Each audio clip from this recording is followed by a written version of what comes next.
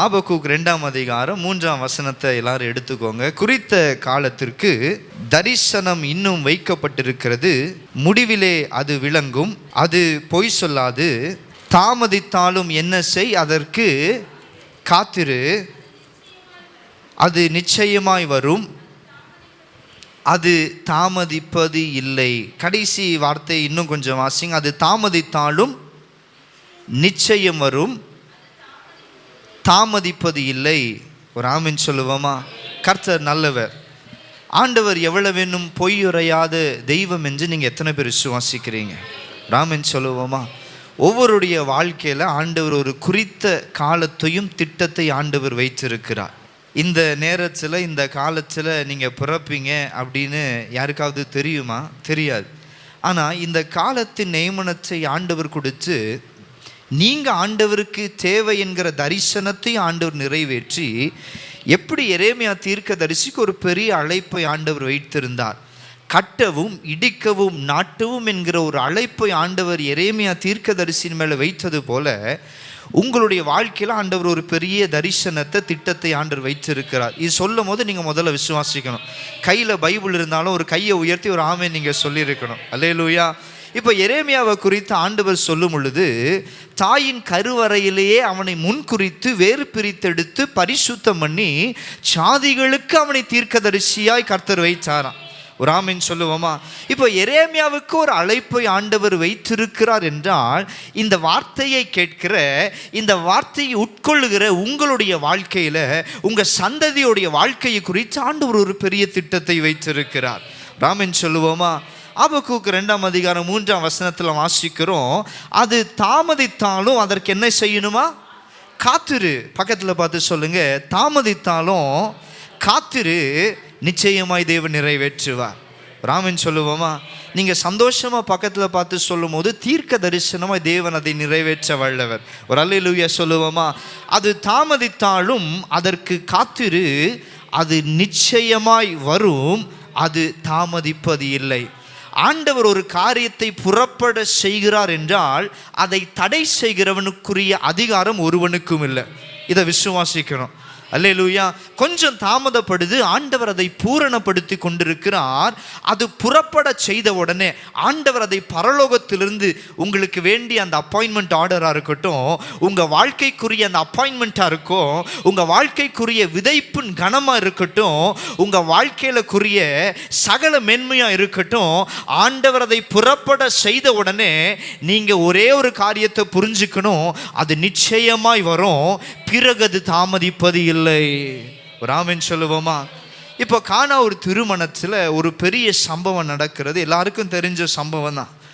அந்த சம்பவத்தில் யூதருடைய கலாச்சாரத்தில் திராட்சை ரசம் என்கிற ஒரு காரியம் கலாச்சாரத்தில் மிகவும் அவசியமான ஒரு காரியமாக இருக்கிறது.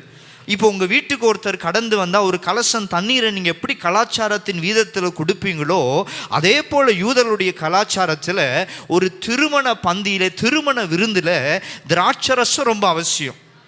ஆமென் சொல்லுவோமா? அந்த திராட்சை ரசம் தான் பூரணத்தை குறிக்கும், அந்த திராட்சை ரசம் தான் மேன்மையை குறிக்கும், அந்த திராட்சை ரசம் தான் பூரணத்தின் அடையாளமாக எபிரேயர்கள், யூதர்கள் இந்நாள் வரைக்கும் கை கொண்டு இருக்கிறாங்க. ஆமென் சொல்லுவோமா? இப்போ ஆகாரம் குறையல, ஆகாரம் குறைஞ்சா கூட பரவாயில்லன்னு சொல்லி விட்டுருப்பாங்க. திராட்சை ரசம் குறைவுபட்ட உடனே அந்த திருமண நிகழ்வில் ஆண்டவராகிய இயேசு கிறிஸ்துவின் தாயார் ஓடி வந்து சொல்றா, இந்த திராட்சை ரசம் குறைவுபட்டதே என்று சொன்ன உடனே அவ அதிர்ச்சியோடு வந்து சொன்ன காரணத்தை இயேசு கிறிஸ்து எடுத்துக்கொண்டு, ஸ்திரீயே உனக்கும் எனக்கும் என்ன என்று சொல்லி, இன்னும் என்னுடைய நேரம் வரவில்லை என்று அவர் சொன்னார். நல்லா கவனிக்கணும். ஆண்டவர் ஒரு குறித்த காலத்தை வைச்சிருக்கிறார். அந்த குறித்த காலம் நிறைவேறதுக்கு முன்னமே நம்ம என்ன தெரியுமா சொல்லுவோம்? அவன் நல்லா இருக்கிறான், இவன் நல்லா இருக்கான், நான் மட்டும் இப்படி என் வாழ்க்கையை இப்படி நடுத்தரையில் ஓட்டிட்டு இருக்கிறேன், என் வாழ்க்கை மாத்திரம் வனாந்திரத்தில் இருக்கு, என் வாழ்க்கை மாத்திரம் கண்ணீரில் இருக்கு, என் வாழ்க்கை மாத்திரம் நிந்தனை போராட்டத்தில் நான் அனுபவிச்சு கொண்டிருக்கேன்னு சொல்லணும். அது உண்மை அல்ல. ஆண்டவர் உங்களுக்கு ஏற்படுத்தி கொண்டிருக்கிற காரியம் அது மகா பயங்கரமான ஒரு காரியமாக இருக்கிறது. கொரிந்திய சபைக்கு எழுதும் பொழுது அப்போஸ்தலன் பவுல் சொல்லுகிறான், தேவன் தம்முடைய தாங்கள் அன்பு கூறுகிறவர்களுக்கு ஆயத்தம் பண்ணினவைகளை கண்கள் காணவும் இல்லை, செவிகளுக்கு கேட்கவும் இல்லை, இருதயங்களுக்கு தோன்றவும் இல்லை. இப்போ பக்கத்தில் பார்த்து சொல்லுங்க, ஆண்டவர் உங்களுக்கு ஆயத்தம் பண்ணி வைத்திருக்கிற காரியம், உங்களுக்கு தேவன் வைத்திருக்கிற காரியம், அது மகா பயங்கரமான காரியம். நீங்கள் வெட்கப்பட்டு போக மாட்டீங்க. சொல்லுங்க, நான் தீர்க்க தரிசனமாக சொல்கிறேன், நீங்கள் வெட்கப்பட்டு போக மாட்டீங்க. ஒரு அல்லேலூயா சொல்லுவோமா? அல்லேலூயா. அப்போ குறித்த காலம் என்கிற ஒரு காரியத்தை தேவன் வைத்திருக்கிறார், குறித்த காலம். அப்போ அந்த குறித்த காலத்தில் ஆண்டு சொல்றாரு, நிச்சயமா வரும், அது தாமதிப்பதில்லை.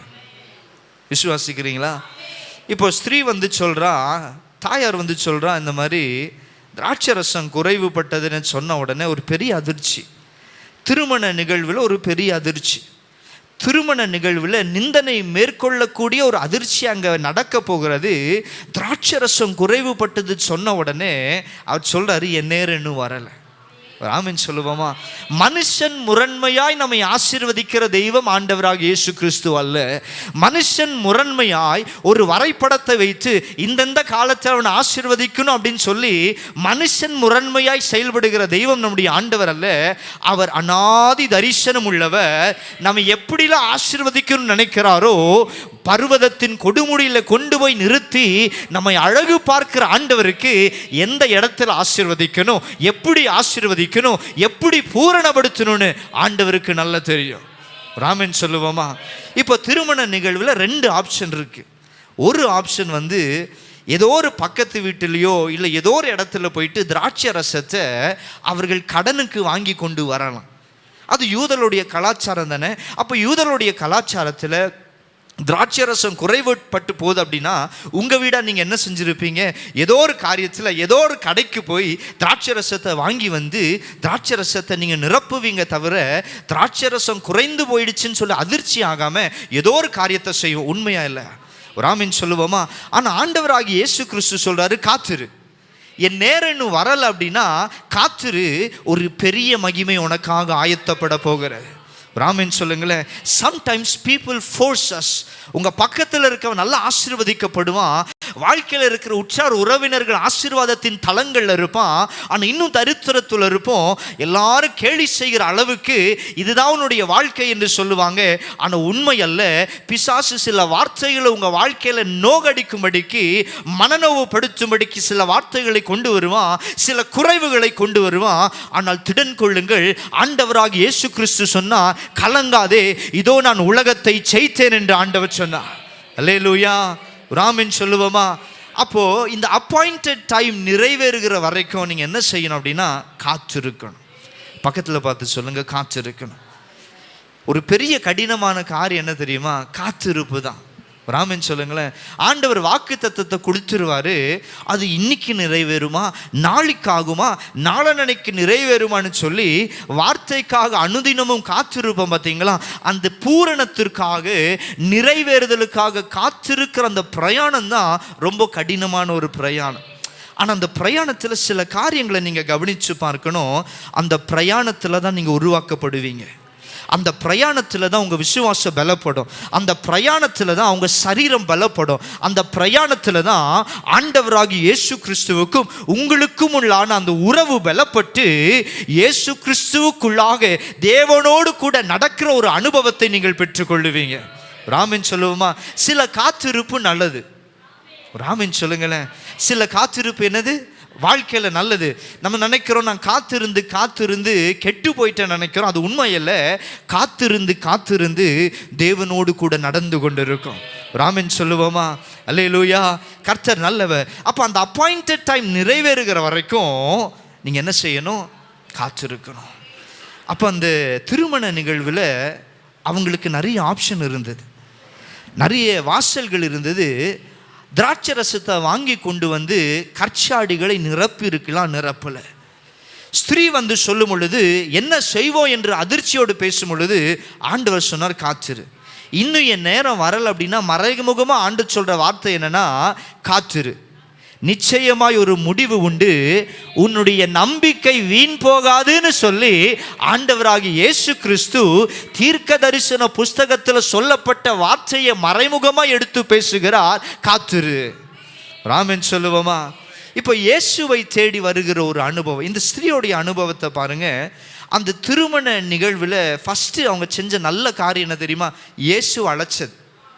ராமன் சொல்லுங்களேன், உங்கள் வாழ்க்கையில் என்ன சம்பவிக்குதோ சம்பவிக்கலையோ, இயேசுவை என்னால் உங்கள் கூட இருக்கிற ஒரு அனுபவத்தில், ஜெபத்தில், விசுவாசத்தில், ஆராதனையில் கூடியிருக்கிற ஒரு அனுபவம் இருந்தால், நான் நிச்சயமாக சொல்கிறேன், அந்த நிகழ்வு, அந்த குடும்பம், அந்த வாழ்க்கை ஒரு நாளும் கெட்டு போகாது.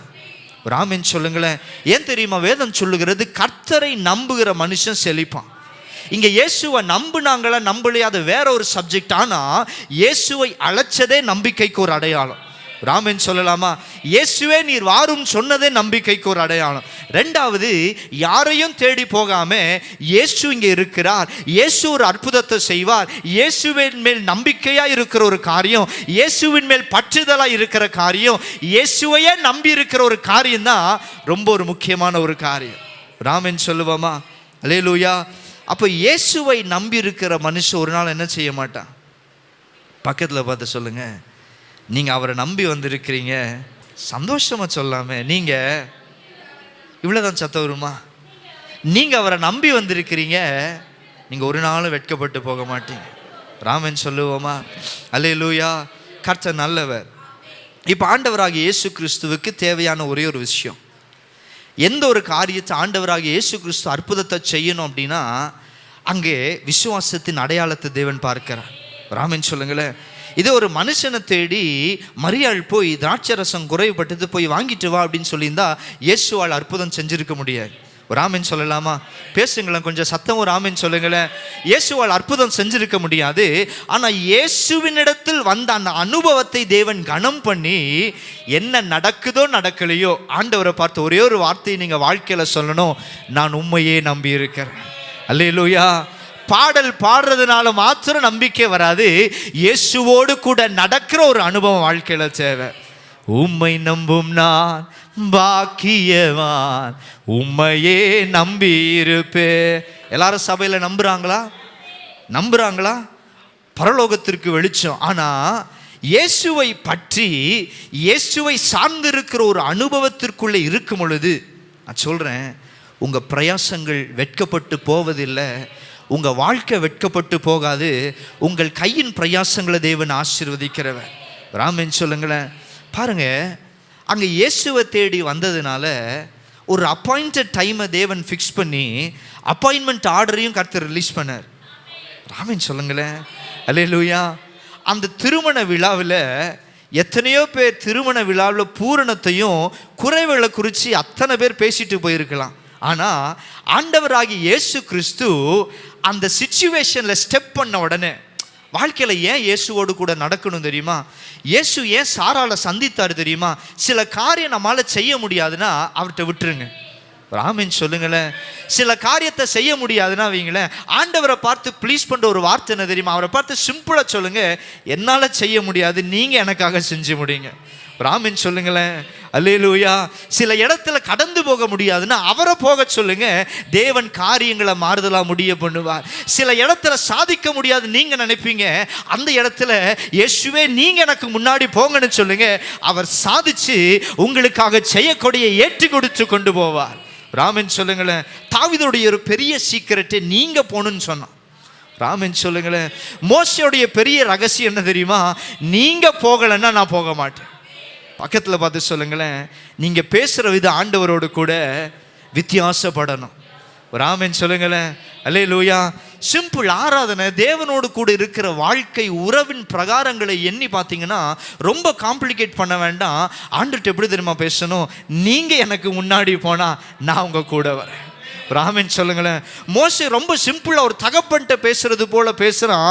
உம்முடைய பிரச்சனைகளுக்கு முன்னே போகாது இருக்கும் என்றால் இவ்விடத்தை விட்டு எங்களை அனுப்பாது இருன்னு ஆண்டவரை பார்த்து சொல்றான். ஆண்டவர் சொன்னாரு, வா நட, நான் உன் கூட வரேன்னு கர்த்தர் சொன்னாரு. ராமன் சொல்லுங்களேன். ஆண்டவர் சொல்றாரு, இந்த வணங்கா கழுத்துல இஸ்ரவேலர்களை நான் கொன்று குவிக்க போறேன்னு சொன்ன உடனே அப்பாவை பார்த்து பேசுனா, நீங்க ஒருவேளை அப்படி செஞ்சீங்கன்னா எல்லா தேசத்தாரும் ராட்சியங்களும் ராட்சாக்களும் கர்த்தர் அழைத்து கொண்டு வந்தார், கர்த்தரை நொறுக்கி போட்டான்னு பேசுவாங்க. இப்படி செய்யாதீங்கன்னு சொன்ன உடனே கர்த்தர் தம்முடைய கரத்தை விலக்கி கொண்டார். நீங்கள் பேசணும் ஆண்டவரோடு. ராமன் சொல்லுங்களேன். ஆண்டவரோடு கூட இருக்கிற அந்த உறவின் அனுபவத்தை நீங்கள் எண்ணி பார்த்தீங்கன்னா, சிம்பிளாக ஒரு நண்பன்கிட்ட பேசுறது போல பேச ஆரம்பித்த உடனே ஆண்டவர் அற்புதத்தை செய்து கொண்டு போவார். ராமன் சொல்லலாமா? அல்லேலூயா. பாருங்க, இந்த அப்பாயிண்டட் டைமில் ஆண்டவராகிய இயேசு கிறிஸ்துவை சார்ந்திருக்கிற ஒரு அனுபவம், தேவனை பற்றி இருக்கிற ஒரு அனுபவம், அந்த அனுபவத்தை தேவன் கனம் பண்ணுகிறார். இப்போ ஆண்டவர் அந்த விசுவாசத்தை கண்ட உடனே பின்பாக இருந்த கர்த்தர் ஒரு அடி எடுத்து முன்னாடி உங்களை சந்திக்கும்படிக்கு வராரு. பார்த்தீங்களா? அந்த சந்திப்புல தான் ஒரு பெரிய அற்புதம் இருக்கு.